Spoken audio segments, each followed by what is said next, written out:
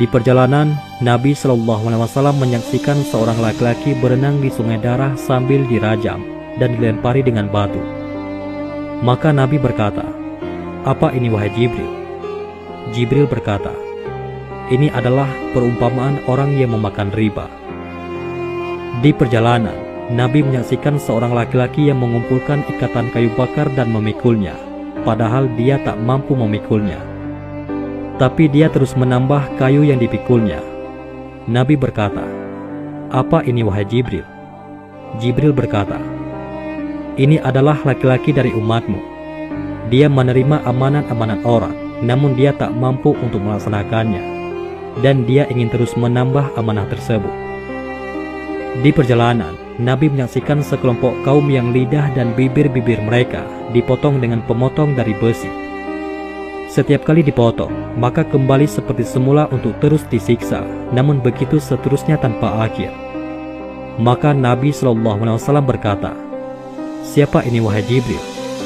Jibril berkata, "Mereka adalah para penceramah dan pengkhutbah yang membawa fitnah dari umatmu.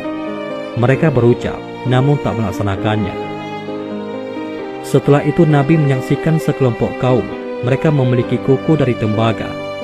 Dengan kuku tersebut, mereka merobek-robek wajah dan badan mereka.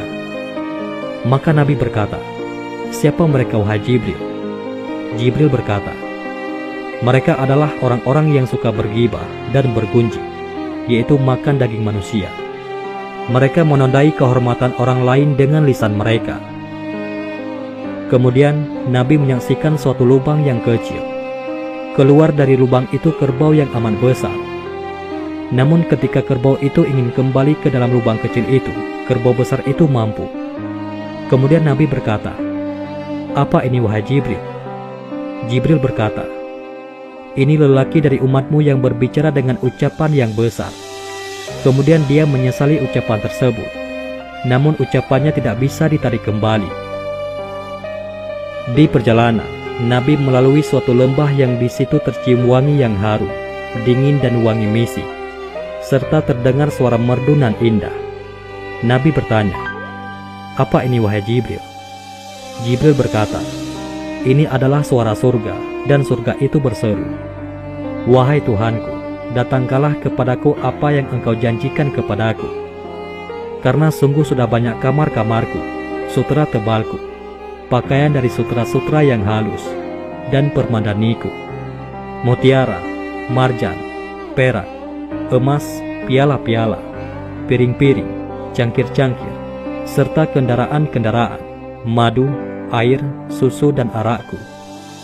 Allah Ta'ala berfirman, "Untukmu wahai surga, seluruh orang-orang muslim dan muslimah, mukmin dan mukminah, dan orang-orang yang beriman kepadaku dan kepada para rasulku, dan mengerjakan amal soleh, sedang ia tidak menyekutukanku, dan tidak menjadikan selainku sebagai Tuhan dan sembahannya.